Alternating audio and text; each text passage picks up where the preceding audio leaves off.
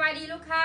ขอบใจสำหรับออเดอร์เด้อลูกค้าเด้อเนาะแม่ค้ามันไม่รู้อ่อนนะมีซ่าได้มีใบได้ก็ขออภัยกันเนาะคอมเมนต์ใดที่แม่ค้าบ่เห็นนะทักแซดเด้อลูกค้าเด้อเนาะถ้าว่าท่านานก็ขออภัยนะลูกค้าเนาะอันนี้แม่ค้าจัดปากให้มือนี้เด้อลูกค้าเด้อขอบใจหลายๆที่อุดหนุนเด้อสนใจเสื้อเนาะทักได้เนาะถ้าว่าคอมเมนต์แม่ค้าบ่เห็นนะมือถือ AI ก็ปิดการเนาะลูกค้าเนาะมีแต่ทักแซดเด้อลูกค้าเด้อขอบใจที่เอ็นดูแม่แฟนด้อยเด้อขอบใจหลายๆเด้อ